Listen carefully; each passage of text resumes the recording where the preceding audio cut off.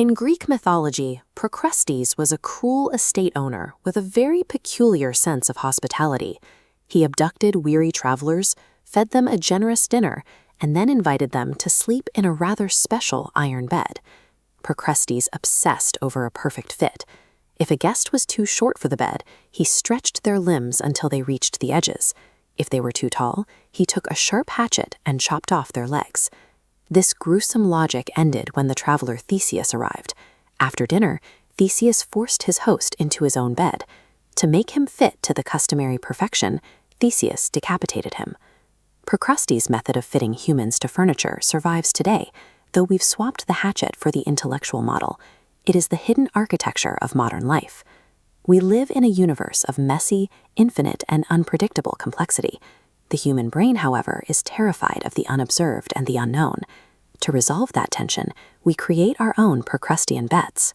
We squeeze life into crisp, commoditized ideas, prepackaged narratives, and reductive categories.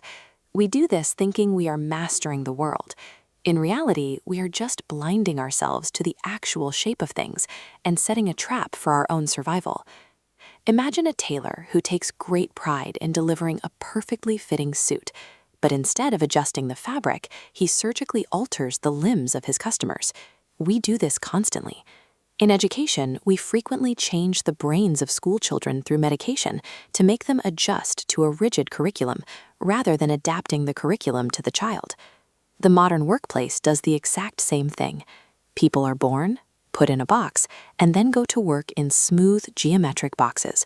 We restrict the human animal to a cubicle to maximize a specific metric of corporate efficiency. This directly conflicts with our natural state. Humans are hunters. We are truly alive in those moments when we improvise, responding to small surprises and random stimuli from our environment. In the wilderness, no two motions are ever the same. In captivity, the office, the commute, the gym, life is reduced to a repetitive stress injury. By stripping away the randomness we were built for, we fossilize our minds. We call it progress. Reality treats it as deferred punishment. This systemic backward fitting scales up to a dangerous level with what we can call the fragile nerd. These are the modern academics, risk managers, and forecasters who build pristine mathematical models to predict the future. These top-down planners attempt to manage complex economic systems using rigid, highly theoretical frameworks. When messy reality deviates from clean models, planners blame reality, forcing data to fit their math.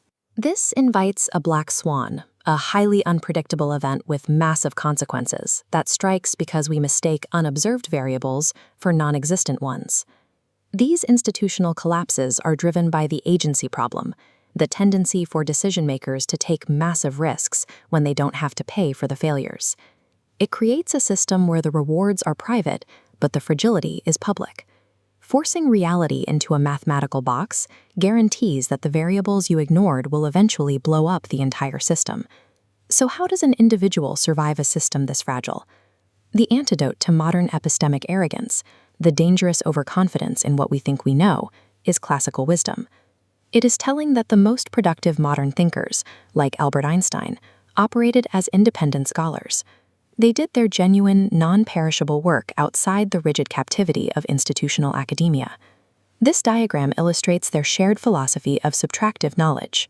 True intelligence isn't about adding more data, rules, or technology. It is about ruthlessly removing what does not work. In a highly complex world, intelligence consists of ignoring the irrelevant, rather than trying to detect false patterns in the noise. We have to accept randomness and imperfection.